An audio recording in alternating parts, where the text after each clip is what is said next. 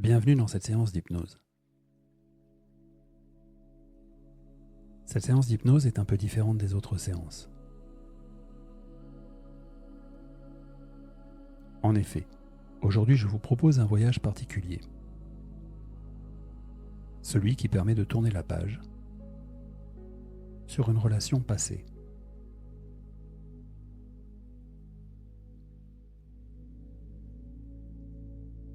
Avant de commencer, prenez un instant pour identifier clairement la personne et la relation que vous souhaitez apaiser.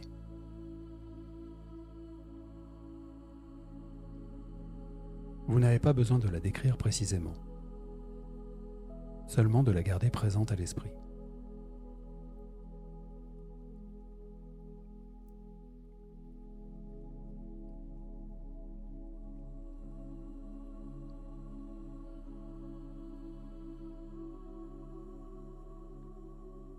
Je précise une chose importante. Nous n'allons pas effacer vos souvenirs. Vous garderez toute votre histoire, vos apprentissages.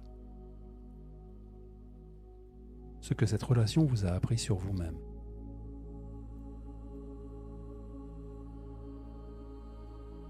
Ce que nous allons faire, c'est désactiver la charge émotionnelle, douloureuse, qui reste accrochée à ces souvenirs, pour que vous puissiez avancer libre et serein.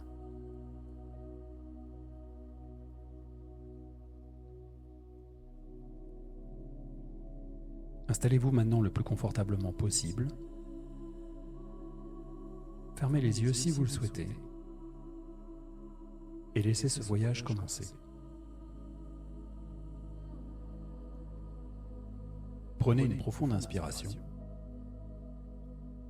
et en soufflant, laissez vos épaules descendre.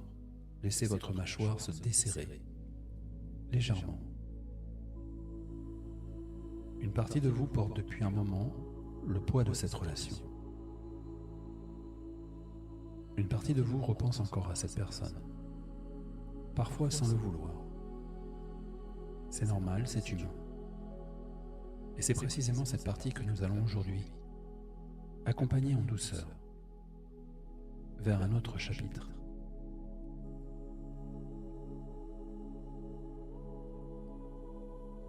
Respirez encore une fois, profondément.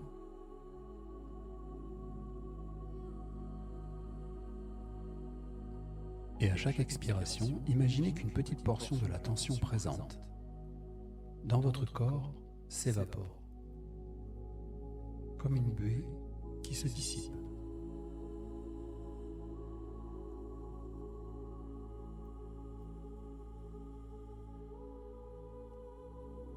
Votre respiration devient plus lente, plus ample, plus régulière.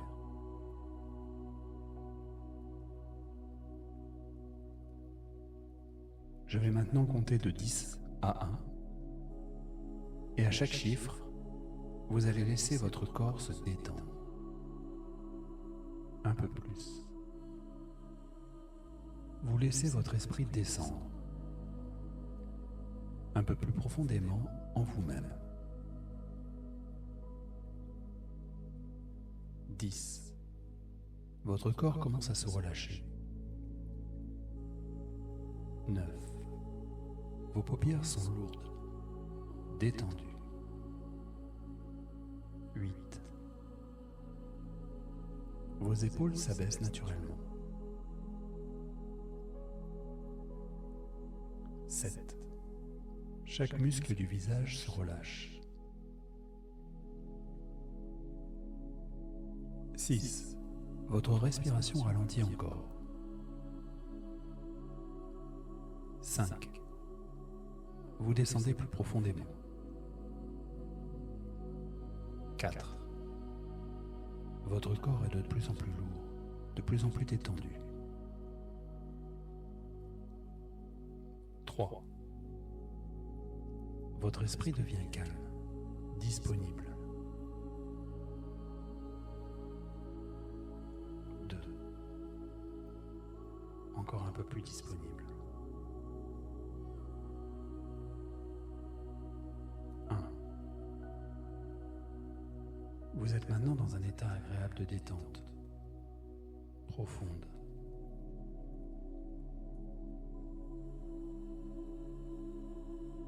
Comme si toute la gravité de la Terre vous attirait profondément vers elle, inexorablement. Comme si chaque particule de votre corps était attirée vers le centre de la Terre.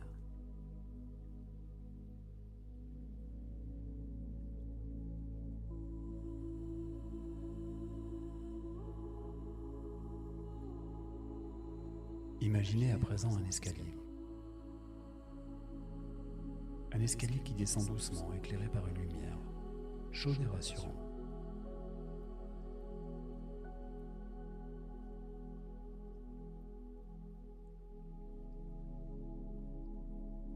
Chaque marche que vous descendez vous emmène un peu plus loin de l'agitation du quotidien,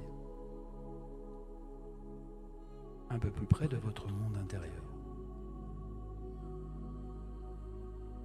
Descendez cet escalier, une marche après l'autre, à votre rythme.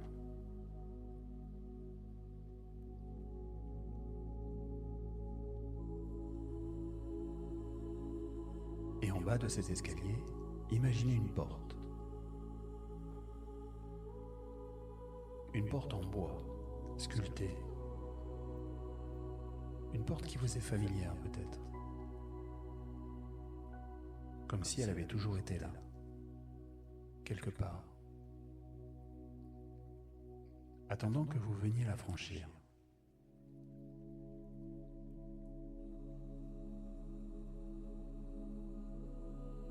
Vous observez la porte et sa poignée. Sa poignée ronde, en fer, peut-être en bois.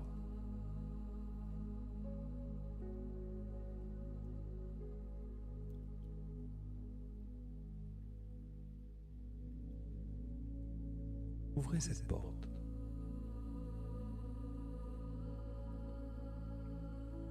Devant vous se dessine un pont.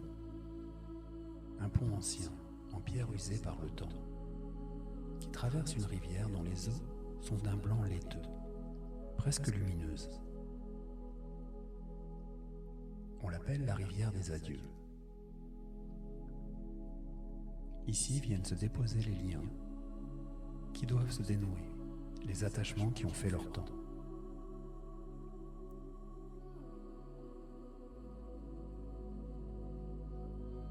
Avancez sur le pont à votre rythme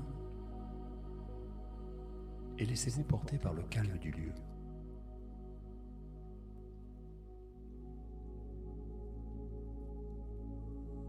À mi-chemin du pont, vous apercevez 3 silhouettes, assises ensemble, occupées à filer un long fil doré qui semble se prolonger à l'infini, dans les 2 directions.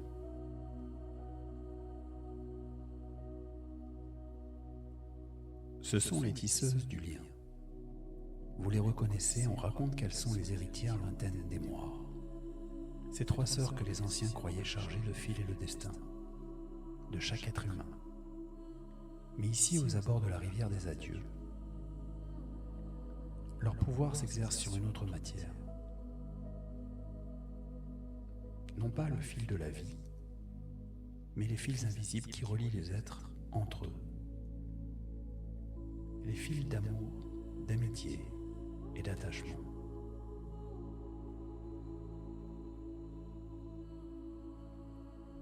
La première se nomme Cloto. C'est la plus jeune des 3, au visage lumineux et à l'énergie vive. C'est elle qui file les liens, à l'instant même où 2 êtres se rencontrent et s'attachent l'un à l'autre. La seconde se nomme Lachésis. Dans la force de l'âge, le regard posé et patient, c'est elle qui mesure chaque lien, qui en connaît la longueur, la durée, la raison d'être. Combien de temps un attachement doit encore courir avant d'avoir accompli ce qu'il avait à accomplir? La troisième, la plus ancienne des trois, se nomme Atropos. Son visage est marqué par le temps, mais son regard est d'une douceur inattendue. C'est elle qui, lorsque le moment est venu, coupe le fil. Non par cruauté, mais parce qu'elle sait reconnaître avec certitude l'instant où un lien a rempli tout son sens.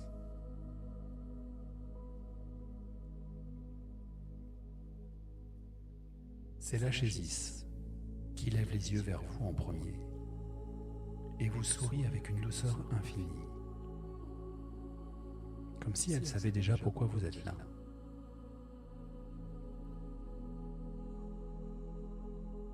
Et elle vous dit simplement: montre-nous le fil qui vous retient encore.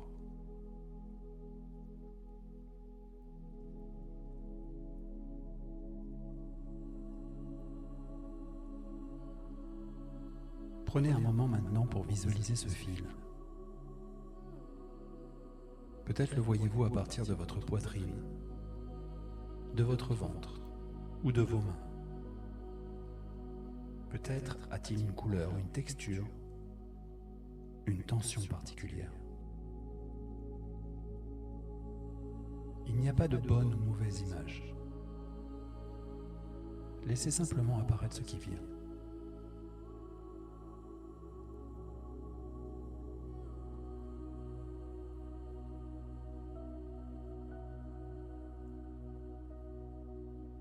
Avant de couper ce fil, les tisseuses vous invitent à rencontrer celui qui, en vous, tient fermement ce lien.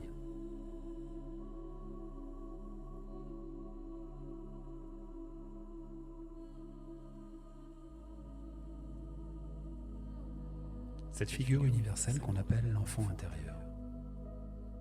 Cette part de chacun de nous qui reste fidèle, parfois jusqu'à l'excès, à ce qui a compté. Ici, nous allons lui donner un nom. Le petit veilleur. Car c'est exactement son rôle. Depuis la fin de cette relation, il veille, sans relâche, sur ce lien. Convaincu que le tenir vous protège encore de quelque chose. Imaginez le petit veilleur prendre forme devant vous.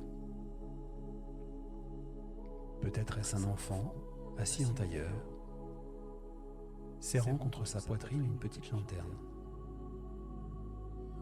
dans laquelle brille, comme une image miniature, un fragment de votre histoire avec cette personne.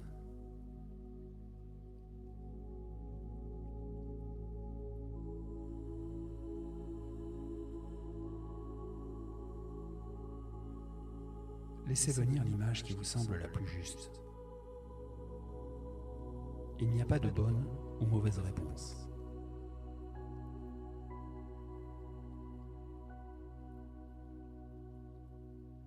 Approchez-vous du petit veilleur avec bienveillance et posez-lui en silence ces questions. Qu'est-ce que tu essaies de protéger en gardant ce lien ?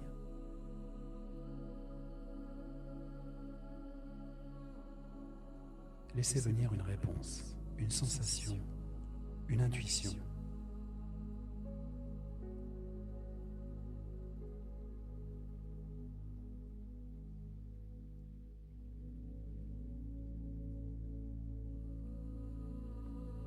De quoi as-tu peur s'il venait à être coupé ? Encore une fois, accueillez ce qui se présente, sans le juger.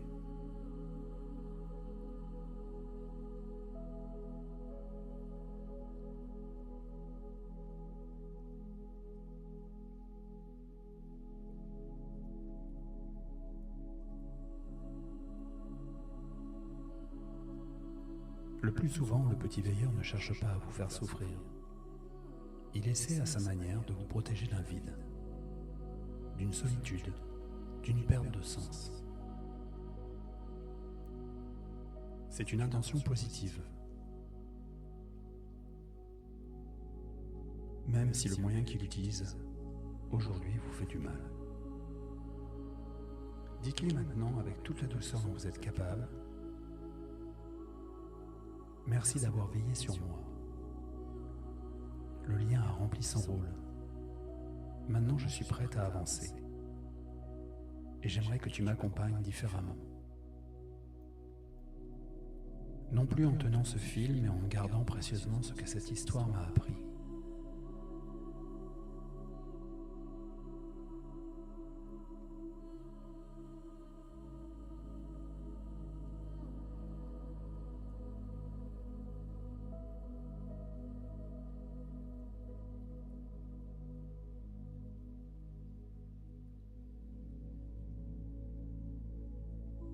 Prenez un instant pour ressentir si le petit veilleur accepte ce nouveau rôle.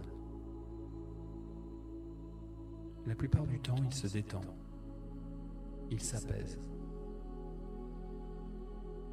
Dès l'instant où il comprend qu'il n'a plus besoin de lutter seul.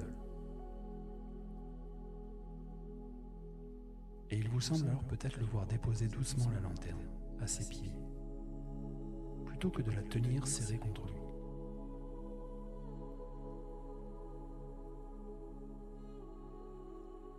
Peut-être vous sourit-il également.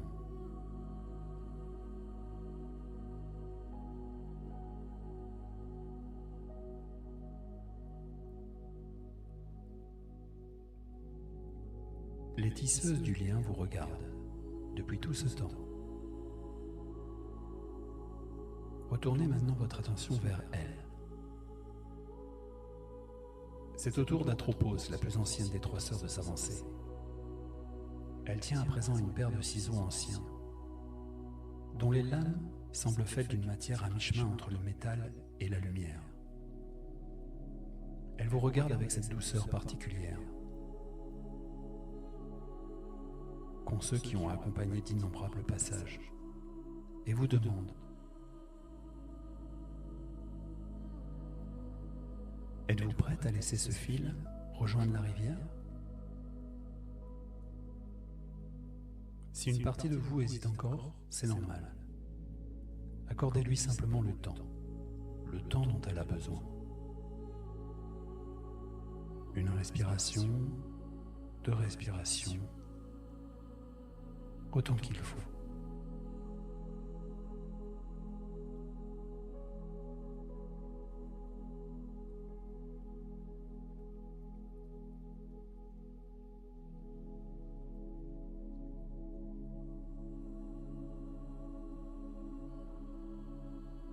Lorsque vous êtes prête, dites intérieurement oui.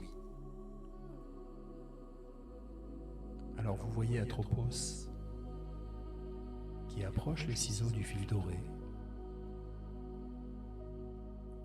juste à l'endroit où il vous relie encore. Et dans un geste ample et calme, elle le coupe.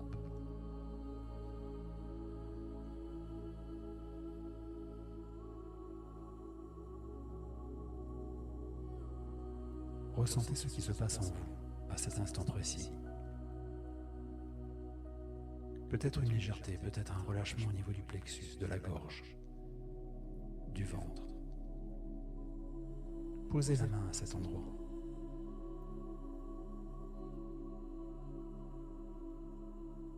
Peut-être simplement un grand silence intérieur.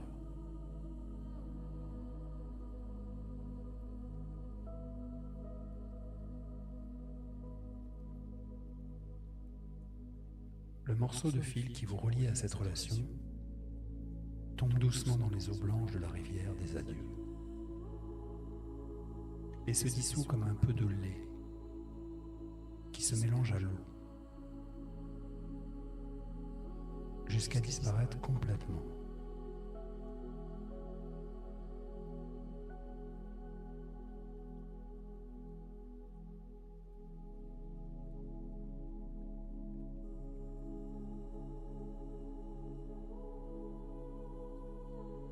Alors que vous observez la rivière, une silhouette émerge lentement des eaux blanches et s'avance vers vous, silencieuse, ruisselante. C'est Goga, la déesse de l'oubli.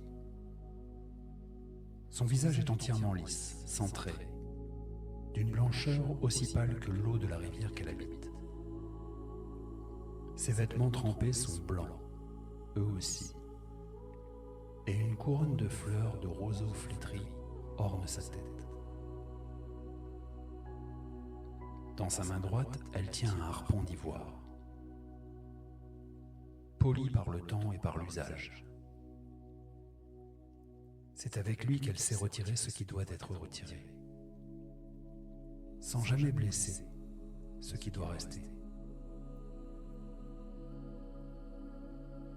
Elle n'a pas besoin de vous parler pour que vous compreniez pourquoi elle est venue. Elle sait déjà, comme elle sait toujours, exactement ce qui vous fait encore souffrir. Elle vous invite à porter votre attention une dernière fois sur ce qui reste de douloureux en vous. Peut-être une scène précise, une phrase qui vous a blessé, un regret, une colère. Concentrez-vous sur cette douleur quelques instants, là où vous la ressentez dans votre corps.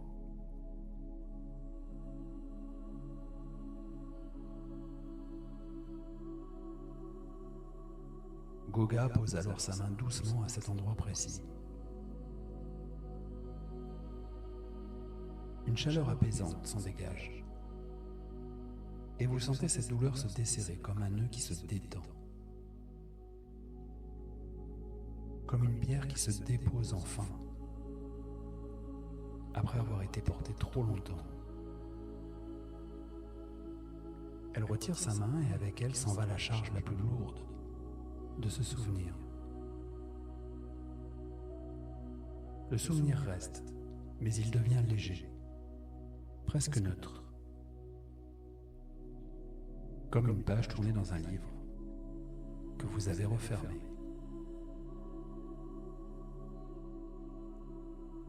Goga vous sourit, incline légèrement la tête, puis retourne se fondre dans les eaux de la rivière, disparaissant à votre vue.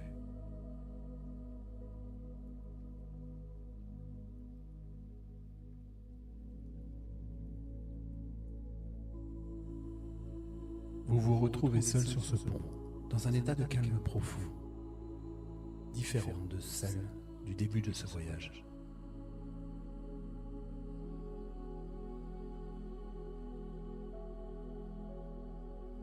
Les tisseuses du lien vous tendent alors un petit objet. Imaginez-le à votre convenance. Une pierre lumineuse, une plume, une graine, ou tout autre symbole qui vous vient naturellement. Cet objet représente tout ce que cette relation vous a appris de bon sur vous-même. Votre capacité à aimer, votre force intérieure, ce que vous savez désormais de vos besoins et de vos limites.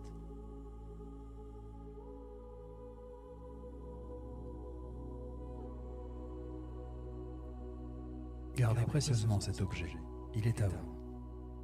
Il vous appartient indépendamment de toute autre personne.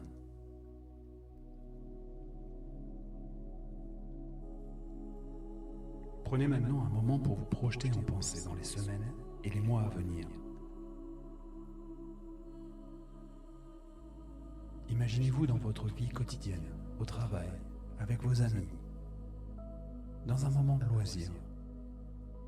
Et remarquez que le souvenir de cette relation, s'il vous traverse l'esprit, ne provoque plus la même douleur. Il est devenu simplement un souvenir, parmi d'autres. Une page de votre histoire. Un livre reposé dans la grande bibliothèque de votre vie.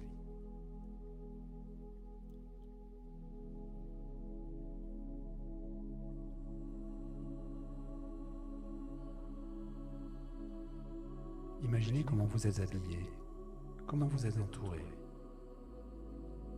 quelle musique vous écoutez, à qui vous parlez. Une partie de vous sait déjà que ce chemin est en cours. Et une autre partie a déjà commencé à avancer.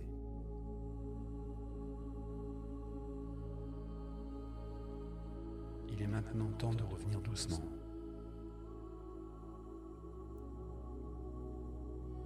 Je vais compter de 1 à 5. Et à chaque chiffre, vous remonterez progressivement vers un état de conscience ordinaire, tout en gardant en vous cette légèreté nouvelle.